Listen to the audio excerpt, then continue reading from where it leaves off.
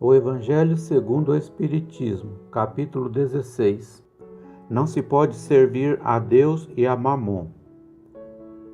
Neste vídeo nós estaremos vendo salvação dos ricos, resguardar-se da avareza, Jesus na casa de Zaqueu, parábola do mal rico, parábola dos talentos, utilidade providencial da riqueza, provas da riqueza e da miséria, desigualdade das riquezas, instruções dos espíritos, a verdadeira propriedade, emprego da riqueza, desprendimento dos bens terrenos, transmissão da riqueza, salvação dos ricos. Ninguém pode servir a dois senhores, porque ou ele aborrecerá a um e amará ao outro, ou se afeiçoará a um e desprezará ao outro. Não podeis servir ao mesmo tempo a Deus e a Mamon. Lucas 16:13. Então um jovem se aproximou de Jesus e disse: Bom mestre, o que é preciso fazer para alcançar a vida eterna? Jesus lhe respondeu: Por que me chamais de bom? Só Deus é bom. Se quereis entrar na vida, guardai os mandamentos. Que mandamentos? Perguntou-lhe. Jesus lhe respondeu: Não matareis, não cometereis adultério, não roubareis, não direis falso testemunho, honrai vosso pai e vossa mãe, e amai ao vosso próximo como a vós mesmos. O jovem respondeu: Guardei todos esses mandamentos desde minha juventude. O que ainda me falta?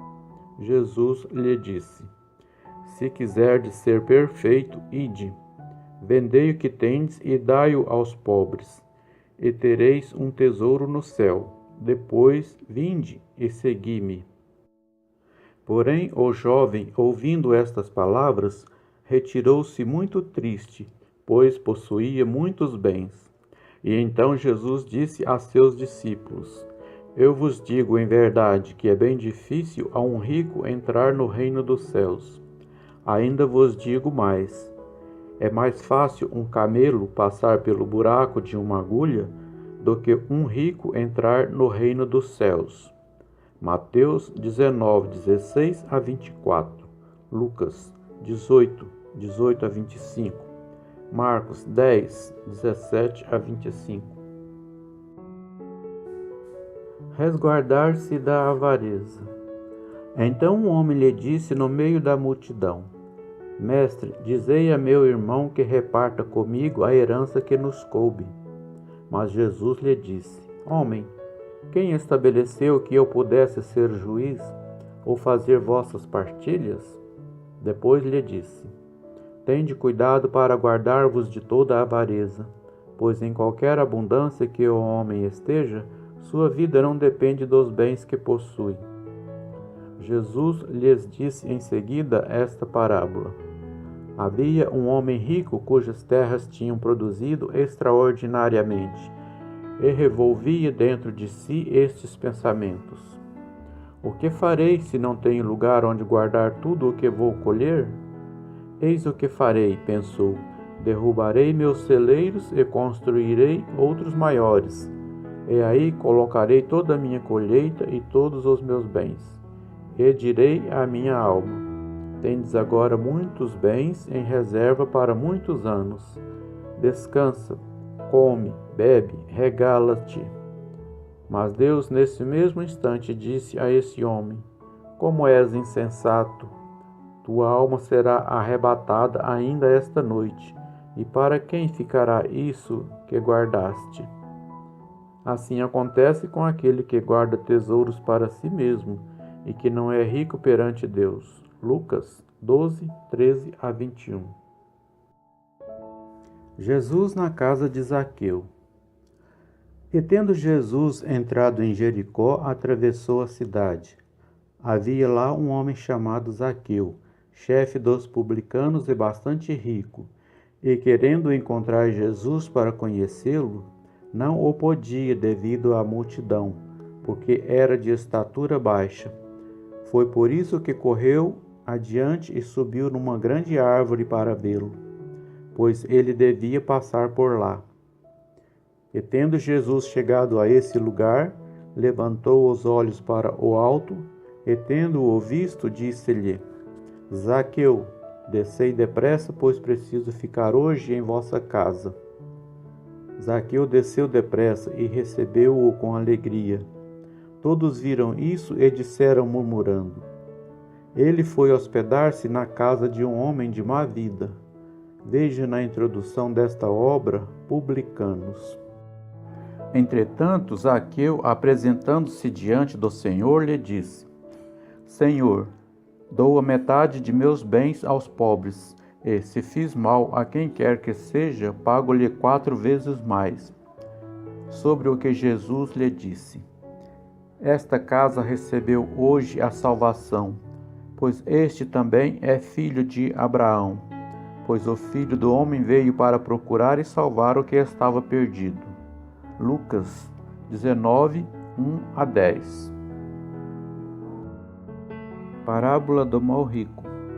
Havia um homem rico que se vestia de púrpura e linho e que se cuidava magnificamente todos os dias. Havia também um mendigo chamado Lázaro, deitado à sua porta, todo coberto de chagas, que desejava saciar-se das migalhas que caíam da mesa do rico. Mas ninguém lhe dava nada, e os cães vinham lamber-lhe as chagas. Aconteceu que esse mendigo morreu e foi levado pelos anjos ao seio de Abraão. O rico também morreu e foi sepultado no inferno. E quando estava nos tormentos, levou os olhos ao alto e viu de longe Abraão e Lázaro em seu seio. E gritando disse estas palavras: Meu pai, tende piedade de mim, e enviai-me Lázaro, a fim de que ele molhe a ponta de seu dedo na água para refrescar minha língua, pois sofro extremos tormentos nesta chama. Mas Abraão lhe respondeu: Meu filho, lembrai-vos de que recebestes vossos bens em vida, e que Lázaro somente recebeu males. Por isso está agora na consolação, e vós nos tormentos. E além disso, está firmado um grande abismo entre nós e vós, de maneira que aqueles que querem passar daqui para onde estais não o podem, como não se pode passar daí para cá.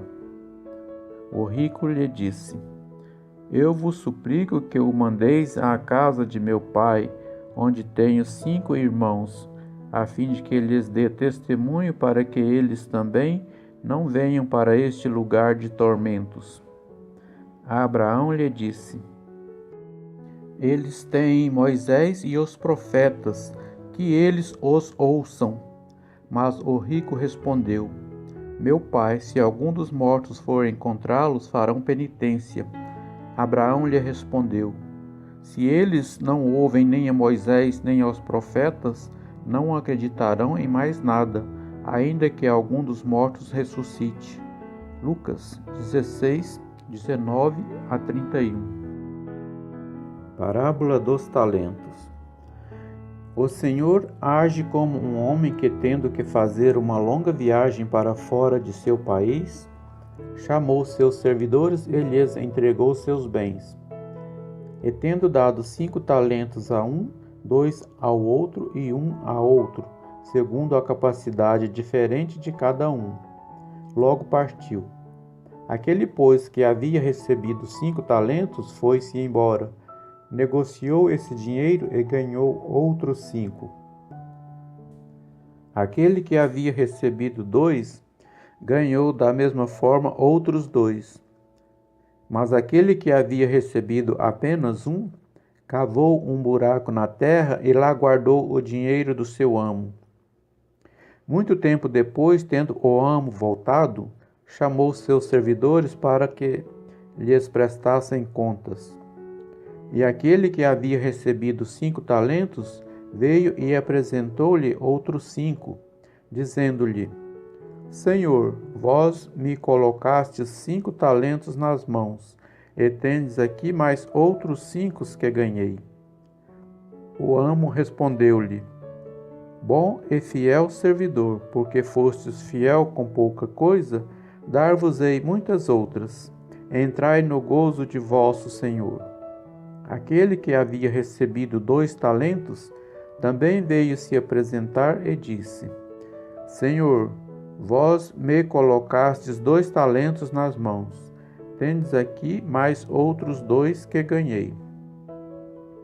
E o amo respondeu-lhe: Bom e fiel servidor, porque fostes fiel com pouca coisa, dar-vos-ei muitas outras. Entrai no gozo de vosso Senhor. Aquele que havia recebido apenas 1 talento veio em seguida e lhe disse: Senhor, sei que sois exigente, que ceifais onde não semeastes, e que colheis onde não haveis semeado. Porque eu vos temia, fui esconder vosso dinheiro na terra. Eis aqui, eu vos entrego o que vos pertence. Mas o amo respondeu-lhe: Servidor mau e preguiçoso, sabíeis que ceifo onde não semeei, e que colho onde não espalhei. Devíeis, pois, colocar meu dinheiro nas mãos dos banqueiros, a fim de que, em meu retorno, retirasse com juros o que me pertencia. Tirai-lhe, pois, o talento e dai-o àquele que tem 10 talentos, pois dar-se-á a todos que têm, e terão em abundância. Mas aquele que nada tem, tirar-se-lhe-á, até mesmo o que parece ter. E que se lance esse servidor inútil nas trevas exteriores. Ali haverá choros e ranger de dentes. Mateus 25, 14 a 30. Utilidade providencial da riqueza. Provas da riqueza e da miséria. A riqueza se tornaria um obstáculo absoluto à salvação daqueles que a possuem se interpretarmos ao pé da letra certas palavras de Jesus e não procurarmos entender o seu sentido. Deus, que a distribuiu, teria colocado nas mãos de alguns um meio inevitável de perdição, pensamento que contraria a razão. A riqueza é, sem dúvida, uma prova bastante arriscada, mais perigosa do que a miséria, em virtude das excitações, das tentações que oferece e da fascinação que exerce. É o supremo excitante do orgulho, do egoísmo e da vida sensual. É o laço mais forte que prende o homem à terra e desvia seus pensamentos do céu. Causa tamanha perturbação que se vê frequentemente aquele que passa da miséria à fortuna esquecer-se depressa da sua condição anterior, daqueles que foram seus companheiros, que o ajudaram, tornando-se insensível, egoísta e fútil. Mas embora a riqueza dificulte o caminho, não significa que o torne impossível, e não possa vir a ser até um meio de salvação nas mãos daquele que dela sabe fazer bom uso, tal como certos venenos que restabelecem a saúde, quando empregados apropriadamente e com equilíbrio.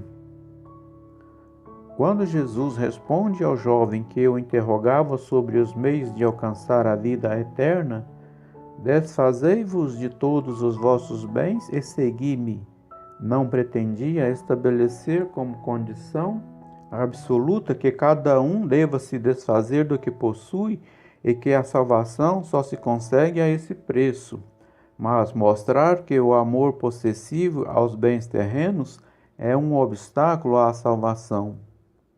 Aquele jovem de fato julgava-se quite com a lei, porque havia cumprido certos mandamentos e, no entanto, recua perante a ideia de abandonar seus bens. Seu desejo de alcançar a vida eterna não ia até ao sacrifício de desfazer-se do que possuía. A proposta de Jesus era uma questão decisiva para esclarecer o pensamento do jovem. Ele podia, sem dúvida, ser um padrão de homem honesto perante o mundo, não fazer o mal a ninguém, não maldizer seu próximo, não ser nem leviano, fútil ou orgulhoso, honrar seu pai e sua mãe, mas não possuía a verdadeira caridade, pois sua virtude não chegava até a renúncia em favor do próximo. O que Jesus quis demonstrar era uma aplicação do princípio: fora da caridade não há salvação. A consequência destas palavras, se consideradas ao pé da letra, em seu exato sentido, seria a abolição da riqueza por ser prejudicial à felicidade futura e como causa de incontáveis males na terra. Seria também a condenação do trabalho que a pode conquistar. Isto seria um absurdo, uma vez que reconduziria o homem à vida selvagem e que estaria em contradição com a lei do progresso, que é uma lei de Deus. Se a riqueza é a fonte de muitos males, se provoca tantas más paixões e tantos crimes, não é a ela que devemos culpar, e sim ao homem que dela abusa, como abusa de todos os dons que Deus lhe dá. Esse abuso torna ruim o que lhe poderia ser útil. É a consequência do estado de inferioridade do mundo terreno. Se a riqueza devesse apenas produzir o mal, Deus não a colocaria na terra. Cabe ao homem fazer dela surgir o bem. Se ela não é um elemento direto do progresso moral, é sem contestação um poderoso elemento de progresso intelectual. De fato, o homem tem por missão trabalhar para o melhoramento material da terra, deve desbravá-la, prepará-la e saneá-la para um dia receber toda a população que sua extensão comporta. Para alimentar toda essa população que cresce sem cessar, é preciso aumentar sua produção. Se a produção de uma região é insuficiente, é preciso procurá-la fora. Por isso mesmo, as relações entre os povos tornam-se uma necessidade. Para facilitá-las, é preciso destruir os obstáculos materiais que as separam e tornar as comunicações mais rápidas. Para os trabalhos das gerações que se realizam no decorrer dos séculos, o homem teve de extrair materiais das próprias entranhas da terra. Procurou na ciência os meios de executá-los mais segura e rapidamente, mas para fazê-los cumprir, necessitava de recursos.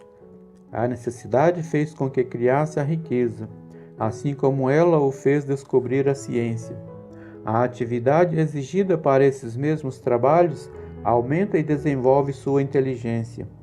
Essa inteligência que ele a princípio concentra na satisfação das necessidades materiais o ajudará mais tarde a compreender as grandes verdades morais. Sem a riqueza, que é o principal meio de realização das necessidades do homem, não haveria grandes trabalhos, nem atividades, nem estímulos, nem pesquisas. É com razão que ela é considerada um elemento de progresso. Desigualdade das riquezas. A desigualdade das riquezas é um desses problemas que se procura resolver em vão, desde que se considere apenas a vida atual. A principal questão que se apresenta é esta: por que todos os homens não são igualmente ricos? Eles não o são por uma razão muito simples: porque não são igualmente inteligentes, ativos e laboriosos para adquirir, nem moderados e previdentes para conservar. Está matematicamente demonstrado que, se a riqueza fosse igualmente repartida, daria a cada qual uma parte mínima e insuficiente. Supondo-se que essa divisão fosse feita, o equilíbrio seria rompido em pouco tempo, pelas diferenças de qualidade e de aptidões de cada um. Que se isso fosse possível e durável, cada um tendo somente o necessário para viver, resultaria na destruição de todos os grandes trabalhos que contribuem para o progresso e bem-estar da humanidade.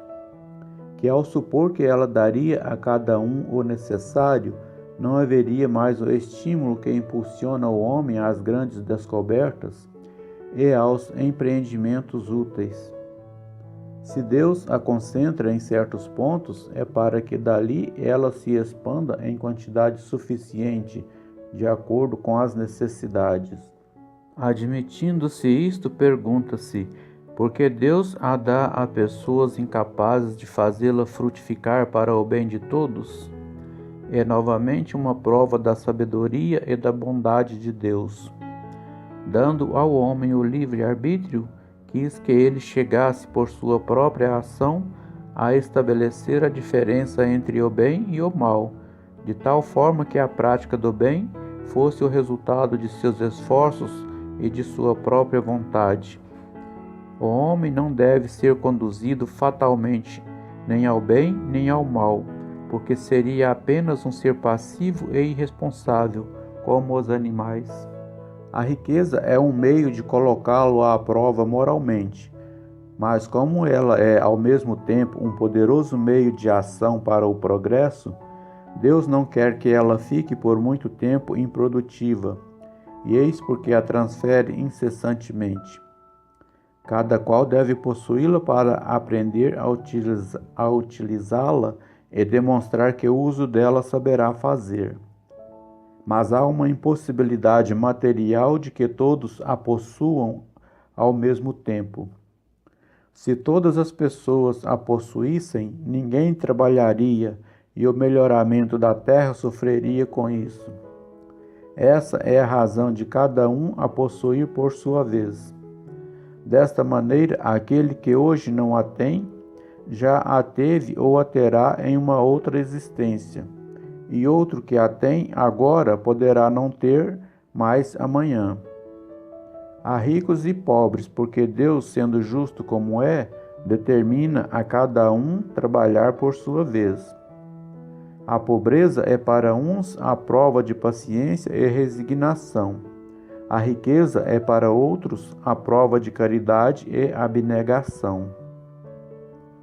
Lamenta-se com razão o péssimo uso que algumas pessoas fazem de suas riquezas, as vergonhosas paixões que a cobiça desperta, e pergunta-se: Deus é justo ao dar a riqueza a tais pessoas? É claro que, se o homem tivesse apenas uma existência, nada justificaria tal repartição dos bens da terra. Entretanto, se em vez de limitar sua visão à vida presente, considerar o conjunto das existências, vê que tudo se equilibra com justiça. Assim, o pobre não tem motivos para acusar a providência, nem de invejar os ricos, e nem estes têm motivos para vangloriar-se do que possuem. Se abusam da riqueza, não será nem com decretos, nem com leis que limitem o supérfluo e o luxo que se poderá remediar o mal. As leis podem momentaneamente modificar o exterior, mas não o coração. Eis porque essas leis têm apenas uma duração temporária e são sempre seguidas de uma reação desenfreada. A origem do mal está no egoísmo e no orgulho. Os abusos de toda a espécie cessarão por si mesmos, quando os homens deixarem-se reger pela lei da caridade. Instruções dos Espíritos, a verdadeira propriedade. Pascal, Genebra, 1860. Verdadeiramente, o homem só possui como seu aquilo que pode levar deste mundo, do que encontra ao chegar e do que deixa ao partir, desfruta durante sua permanência na terra. Mas forçado que é abandonar tudo, tem apenas o usufruto e não a posse real. O que é, afinal, que ele possui? Nada do que se destina ao uso do corpo e tudo o que se refere ao uso da alma. A inteligência, os conhecimentos, as qualidades morais. Isso é o que traz e o que leva, e que ninguém tem o poder de lhe tirar, que servirá a ele no outro mundo, muito mais do que neste. Dependerá dele ser mais rico em sua partida do que quando chegou, visto que, do que tiver adquirido em bens morais, resultará a sua posição futura. Quando um homem viaja para um país distante, arruma sua bagagem de acordo com o uso daquele país. Não carrega o que lhe será inútil. Fazei, pois, o mesmo em relação à vida futura, e fazei provisões de tudo o que poderá vos servir lá. Ao viajante que chega a uma estalagem é dado um bom alojamento, se puder pagar. Àquele que tem pouca coisa é dado um pior. Quanto àquele que nada tem, é deixado ao relento. Assim acontece ao homem quando chega no mundo dos espíritos. O lugar para onde irá depende de suas posses, mas não é com ouro que pode pagar. Ninguém irá perguntar-lhe quanto tinhas na terra, que posição ocupavas. Eras príncipe ou operário? Mas pergunta: o que trazes? Não será computado nem o valor de seus bens, nem o de seus títulos, mas sim a soma de suas virtudes. Portanto, é desse modo que o operário pode ser mais rico do que o príncipe. Em vão alegará o homem que antes de sua partida pagou sua entrada no outro mundo com ouro, pois terá como resposta: os lugares daqui não são comprados, são obtidos pelo bem que se fez. Com a moeda terrestre pudestes comprar campos, casas, palácios. Aqui tudo é pago com as qualidades da alma. És rico dessas qualidades? Sê bem-vindo, e vai aos primeiros lugares onde todas as felicidades te esperam. És pobre delas? Vai para os últimos lugares, onde serás tratado de acordo com as tuas posses. M. Espírito Protetor, Bruxelas, 1861. Os bens da terra pertencem a Deus, que os distribui de acordo com sua vontade, e o homem é apenas seu usufrutuário, um administrador mais ou menos íntegro e inteligente. Tanto assim é que não constituem esses bens propriedade individual do homem, e que Deus frequentemente frustra todas as previsões e a riqueza escapa daquele que acredita possuí-la por direito. Podeis pensar que isso se compreende em relação aos bens hereditários, mas que não ocorre o mesmo em relação à riqueza que o homem adquiriu por seu trabalho. Sem dúvida alguma, se há riqueza legítima, é a que foi adquirida honestamente, pois uma propriedade é apenas adquirida honestamente quando, para possuí-la, não se faz o mal a ninguém. Serão exigidas rigorosas contas de todo dinheiro mal ganho, isto é, ganho em prejuízo de alguém. Mas porque um homem conquistou sua riqueza por si mesmo, terá alguma vantagem ao morrer? Os cuidados que toma ao transmiti-la a seus descendentes não são muitas vezes inúteis? Sim, sem dúvida, pois se Deus não quiser que estes a recebam, nada poderá prevalecer contra a sua vontade. Pode o homem usar e abusar dela impunemente durante sua vida, sem prestar contas? Não. Permitindo-lhe adquiri-la, Deus pôde querer compensá-lo durante esta vida por seus esforços, coragem e perseverança. Se a utilizar para servir apenas à satisfação de seus sentidos ou de seu orgulho, se ela se torna um motivo de queda em suas mãos, melhor seria não a ter possuído, pois perde o que ganhou e ainda anula todo o mérito de seu trabalho. E quando deixar a terra, Deus lhe dirá que já recebeu sua recompensa. Emprego da riqueza. Cheverus, Bordeaux, 1861. Não podeis servir a Deus e a Mamon, guardar bem isso. Vós, a quem o amor pelo ouro domina, que venderíeis vossa alma para possuir tesouros, pois eles podem vos elevar acima dos outros homens e vos dar as alegrias das paixões. Não podeis servir a Deus e a Mamon. Se, portanto, sentirdes vossa alma dominada pela cobiça da carne, apressai-vos em vos libertar desse domínio que vos esmaga, pois Deus, justo e severo, vos dirá: o que fizeste, depositário infiel dos bens que te confiei?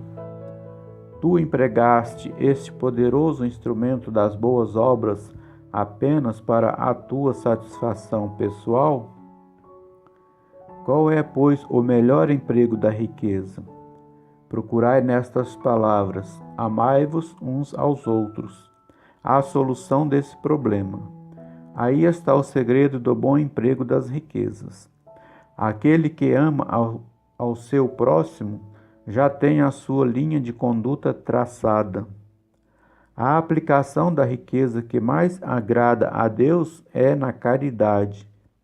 Não na caridade fria e egoísta, que consiste em distribuir ao redor de si o supérfluo de uma existência dourada, mas na caridade plena de amor que procura a desgraça e a socorre sem humilhá-la. Rico, dá do teu supérfluo, faze melhor, dá um pouco do teu necessário, pois teu necessário ainda é excessivo, e dá com sabedoria. Não rejeites o pranto, com medo de seres enganado, mas vai à origem do mal. Ajuda primeiro, informa-te em seguida, e vê se o trabalho, os conselhos, até mesmo a afeição, não serão mais eficientes do que a tua esmola. Espalha ao redor de ti com abundância o amor de Deus, o amor ao trabalho e o amor ao próximo. Coloca tuas riquezas sobre uma base segura que te garantirá grandes lucros, as boas obras. A riqueza da inteligência deve te servir como a do ouro. Espalha ao teu redor os tesouros da instrução, e sobre teus irmãos os tesouros do teu amor, e eles frutificarão. Um espírito protetor. Cracóvia, 1861. Quando considero a brevidade da vida, causa-me dolorosa impressão o fato de terdes como objetivo incessante a conquista do bem-estar material, ao passo que dedicais tão pouca importância e consagrais apenas pouco ou nenhum tempo ao vosso aperfeiçoamento moral, que vos será levado em conta por toda a eternidade. Diante da atividade que desenvolveis, seria de se acreditar tratar-se de uma questão do mais elevado interesse para a humanidade, mas ela quase sempre é para atender aos vossos exageros, às vaidades e ao vosso gosto pelos excessos. Quantas penas, quantos cuidados e tormentos, quantas noites em claro para aumentar uma fortuna, muitas das vezes já mais do que suficiente. O cúmulo do absurdo é ver, não raro, aqueles que têm um amor imoderado pela fortuna e pelos prazeres que ela proporciona, sujeitarem-se a um trabalho árduo, vangloriarem-se de uma existência dita de sacrifício e mérito, como se trabalhassem para os outros e não para si mesmos. Insensatos! Acreditais então realmente que vos serão levados em conta os cuidados e os esforços que fazeis movidos pelo egoísmo, a vaidade e o orgulho, enquanto esqueceis o cuidado com o vosso futuro, assim como dos deveres de solidariedade fraterna, obrigatórios a todos os que desfrutam das vantagens da vida social? Pensastes apenas em vosso corpo, seu bem-estar, seus prazeres. Foram o objetivo único de vossa preocupação egoísta. Pelo corpo que morre, vos esqueceis do espírito que viverá eternamente. Assim, esse Senhor, tão estimado e acariciado, tornou-se o vosso tirano. Comanda vosso espírito, que se fez escravo dele. Seria essa a finalidade da existência que Deus vos concedeu? Fenelon, Argel, 1860. O homem, sendo o depositário, o administrador dos bens que Deus lhe depositou nas mãos, terá que prestar contas rigorosas do emprego que deles fizer, por seu livre arbítrio. O mau uso consiste em fazê-los servir apenas à satisfação pessoal. Ao contrário, o uso é bom todas as vezes que resultar num benefício para o próximo, e o mérito será proporcional ao sacrifício que para isso se impôs. A beneficência é apenas um dos modos de empregar a riqueza. Ela alivia a miséria atual, mata a fome, protege do frio e dá asilo ao abandonado. Além disso, há um dever igualmente imperioso, meritório, o de prevenir a miséria. Eis a missão das grandes fortunas: gerar trabalhos de toda a espécie e executá-los, e ainda que dessa atividade resulte um legítimo ganho em favor dos que assim as empregam, o bem não deixaria de existir, pois o trabalho desenvolve a inteligência e eleva a dignidade do homem, permitindo-lhe dizer com satisfação que ganha o pão que o alimenta, enquanto a esmola humilha e envergonha. A fortuna concentrada em uma só mão deve ser como uma fonte de água viva, que espalha a fecundidade e o bem-estar ao seu redor. Ricos, vós que a empregardes conforme a vontade de vosso Senhor, vosso próprio coração será o primeiro a beneficiar-se dessa fonte generosa.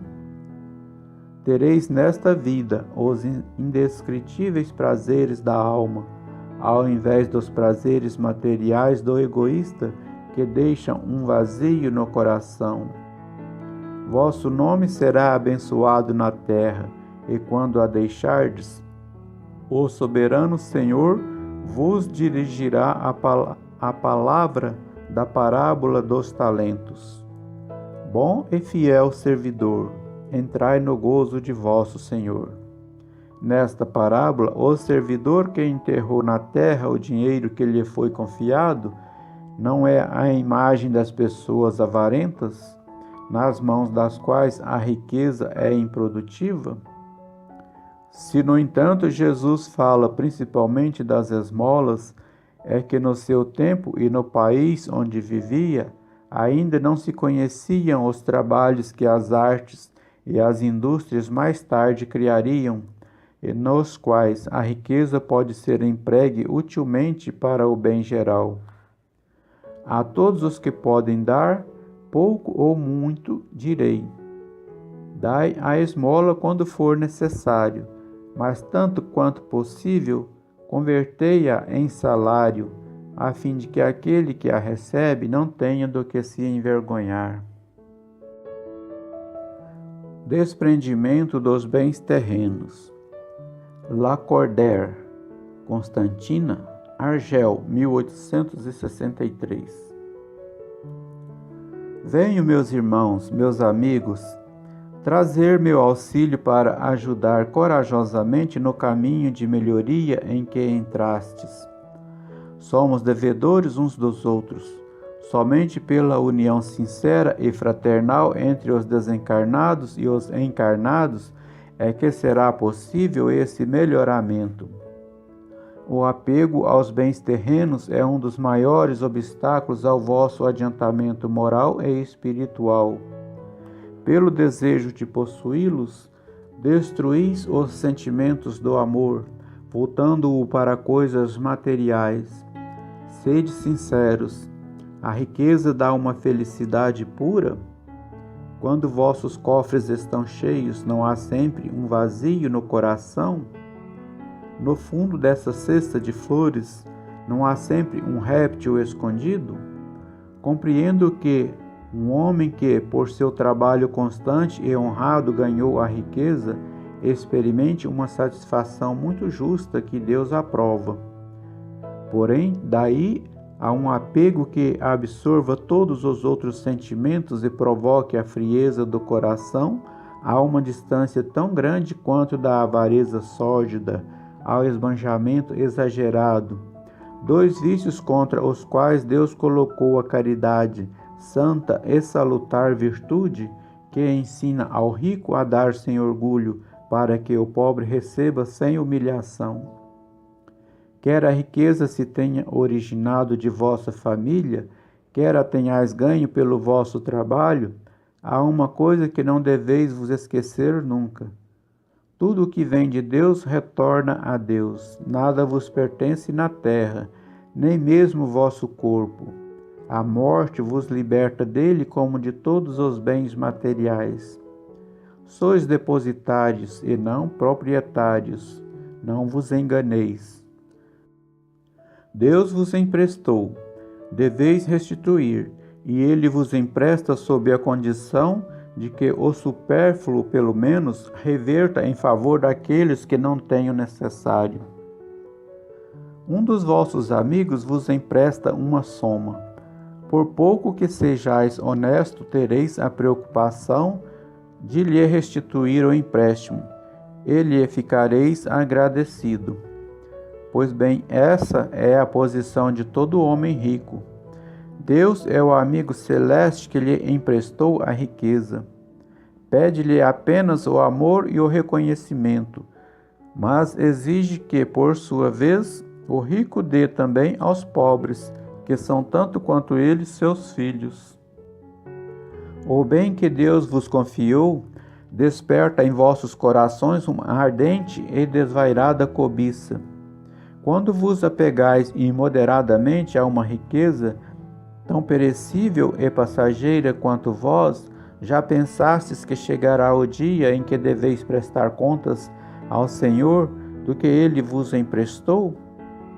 Esqueceis que, pela riqueza, estáis revestidos do caráter sagrado de ministros da caridade na terra, para serdes os seus inteligentes distribuidores? Que sois, portanto, quando usais em vosso próprio proveito o que vos foi confiado, se não depositários infiéis? Que resulta desse esquecimento voluntário de vossos deveres?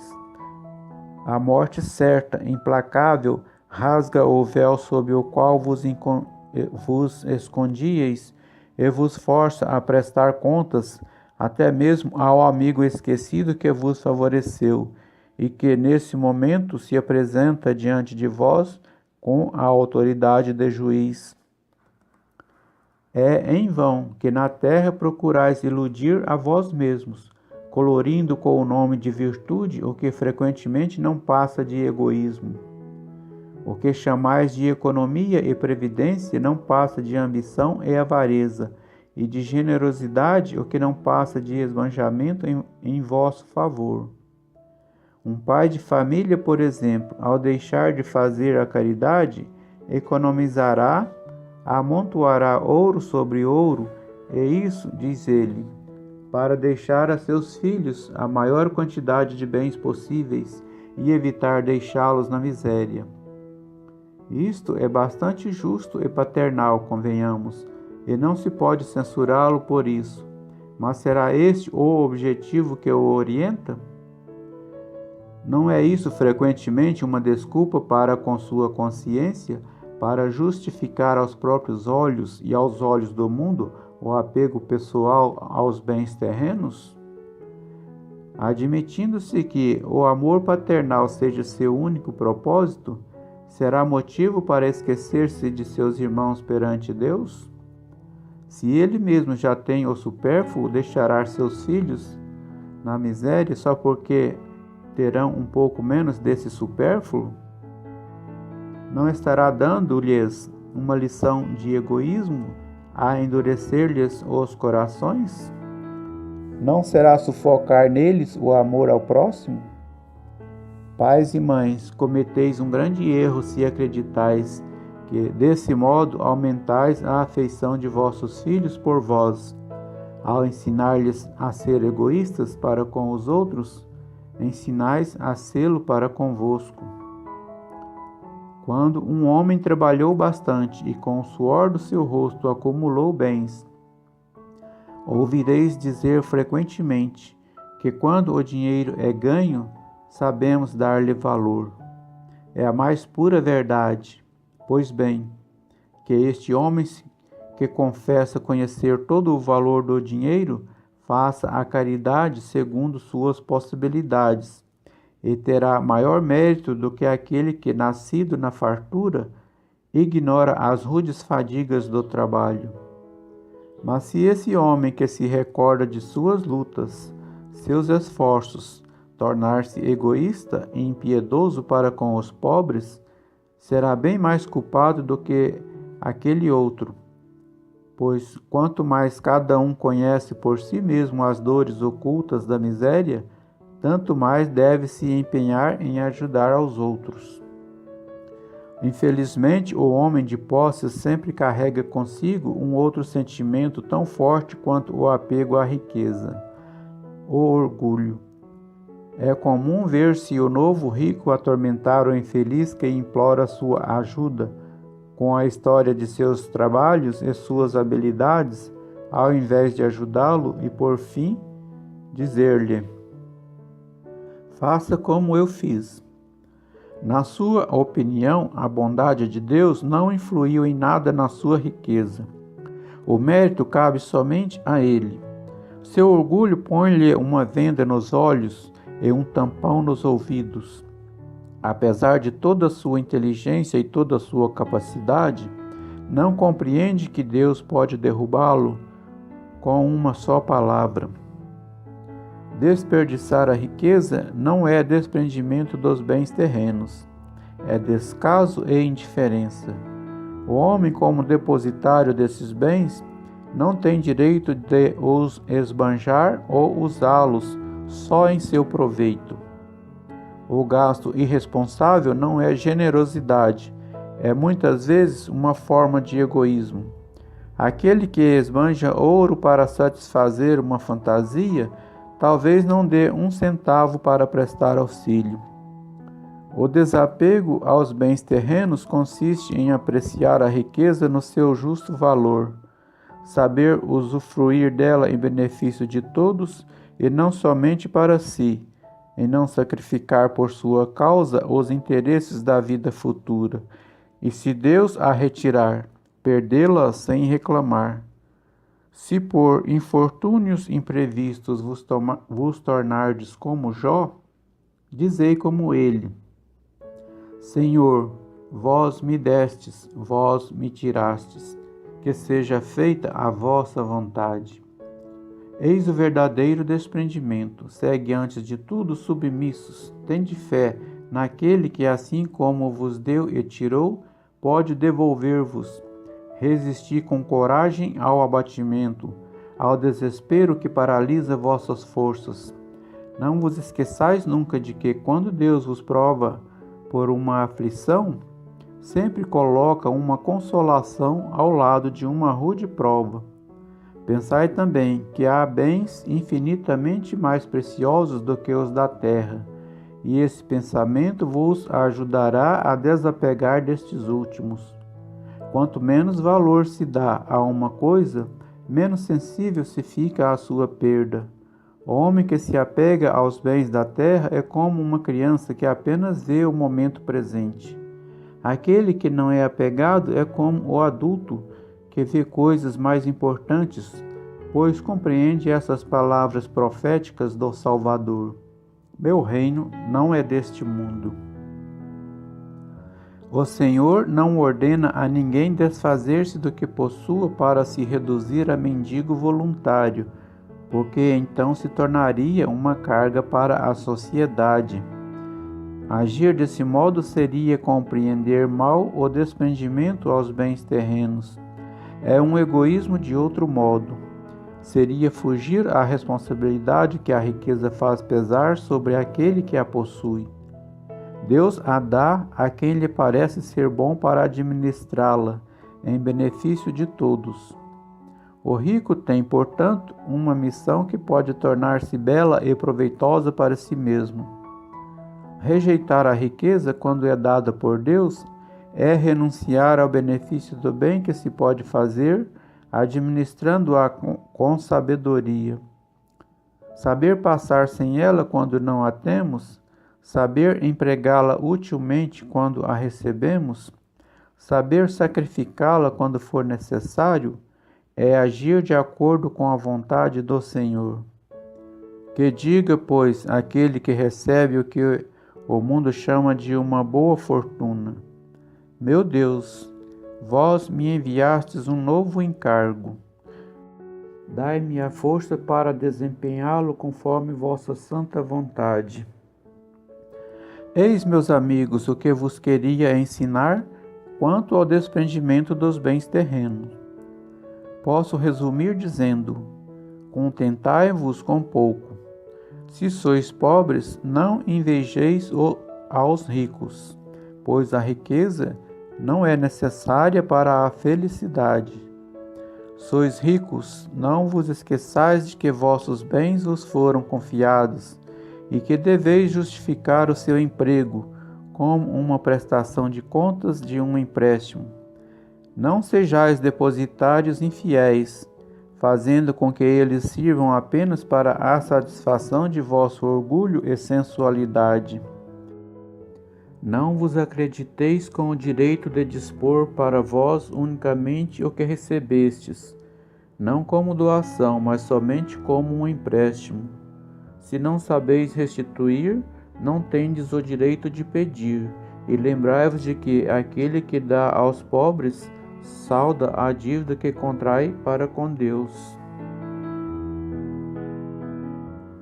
Transmissão da riqueza. São Luís, Paris, 1860.